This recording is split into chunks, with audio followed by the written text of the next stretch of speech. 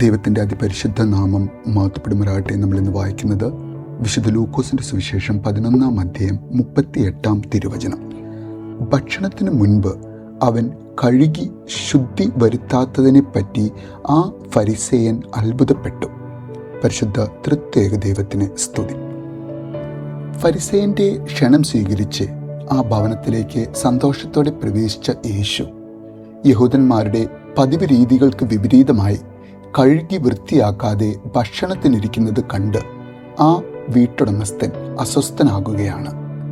യഹൂദന്മാരുടെ പാരമ്പര്യപ്രകാരം ഭക്ഷണത്തിന് മുൻപ് കൈ കഴുകുന്നത് ഇന്നത്തെ പോലെ തന്നെ അന്നും ഇമ്പോർട്ടൻ്റ് ആയിരുന്നു. എന്നാൽ യഹൂദന്മാർക്ക് ഒരു പടിയും കൂടി കടന്ന് അതൊരു മതാചാരം കൂടിയായിരുന്നു. ആ ഒരു വലിയ ആചാരത്തെ, സംസ്കാരത്തെയാണ് ഇവിടെ ഈ ചെറുപ്പക്കാരൻ, അനേകം പേർ ഗുരു എന്ന് പറഞ്ഞ് തോളിലേറ്റി നടക്കുന്ന, മതങ്ങളെയും ആചാരങ്ങളെയും പഠിപ്പിക്കേണ്ട ഒരു ഗുരു വളരെ ലാഘവത്തോടെ ഈ ആചാരം തെറ്റിക്കുന്നത്. അത് കണ്ട് യേശുവിനെ ക്ഷണിച്ച ഫരിസേയൻ അത്ഭുതപ്പെടുകയാണ്. ഹൃദയത്തിൽ നീരസം കുമിഞ്ഞുകൂടുകയാണ്. എന്തുകൊണ്ടായിരിക്കാം യേശു അങ്ങനെ ആചാരത്തെ തെറ്റിച്ചിട്ടുണ്ടാവുക? ഒരുപക്ഷെ നല്ല വൃത്തിയുള്ളതുകൊണ്ടാകാം. എങ്കിലും അതൊരു വലിയ കുറവായി കാണുന്ന, മതാചാരങ്ങളെ സസൂക്ഷ്മം പിന്തുടരുന്ന ഫരിസേയൻ്റെ മുൻപിൽ യേശുവിന് അതൊരു നെഗറ്റീവ് സ്കോറായി ആ ഫരിസേയൻ മാർക്കിടുകയാണ്.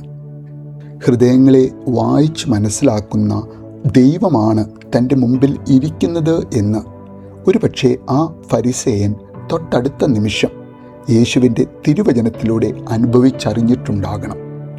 മതാചാരങ്ങളെ കീറി മുറിച്ച് പരിശോധിക്കുന്ന അതൊരു വലിയ ചുമടായി സാധാരണ വിശ്വാസികളുടെ തോളിൽ ചുമപ്പിക്കുന്ന ഫരിസേയ, നിന്റെ ശ്രദ്ധ പുറത്തുള്ള ആചാരങ്ങളിൽ നിന്നും ഹൃദയത്തിൻ്റെ അകത്തളങ്ങളിലേക്ക് വിശുദ്ധിയുടെ, എളിമയുടെ, കാരുണ്യത്തിൻ്റെ പ്രകാശം പരത്തുന്ന ഹൃദയങ്ങളിലേക്കാണ് നിങ്ങളുടെ ശ്രദ്ധ തിരിക്കേണ്ടത് എന്ന് അവരോട് പറയുന്ന യേശു.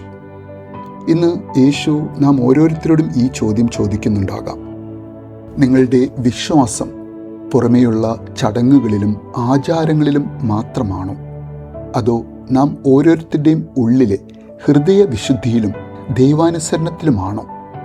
നമ്മുടെ പുറമേയുള്ള വൃത്തിയും ഭംഗിയുമല്ല യേശുവിനെ നമ്മിൽ കാണേണ്ടത്, മറിച്ച് നമ്മുടെ ഹൃദയത്തിൻ്റെ അവസ്ഥയാണ്.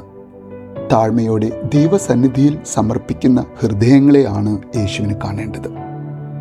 പ്രാർത്ഥന, മടുപ്പും മുഷ്പുമില്ലാതെ ഉത്സാഹത്തോടെ പങ്കെടുക്കുന്ന ആരാധനകൾ, നോയമ്പ്, ഉപവാസങ്ങൾ, ഇവയെല്ലാം പുണ്യപ്രവൃത്തികളും പ്രാധാന്യമുള്ളതുമാണ്.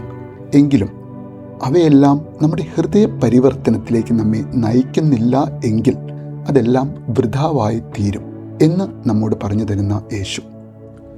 പുറമേയുള്ള മതാചാരങ്ങളിൽ മാത്രം നമ്മളെ തളച്ചിടാതെ ശുദ്ധവും സത്യസന്ധതയുമുള്ള ഹൃദയം നാം ഓരോരുത്തർക്കും തന്ന്, അങ്ങനെ നാം ഓരോരുത്തരുടെയും ജീവിതം പുറത്തുനിന്നും അകത്തുനിന്നും എന്നും നിനക്ക് പ്രീതികരമുള്ളതായി തീരുവാൻ നമുക്ക് ആഗ്രഹിക്കാം, പ്രാർത്ഥിക്കാം. നല്ലൊരു ദിവസം നേരുന്നു.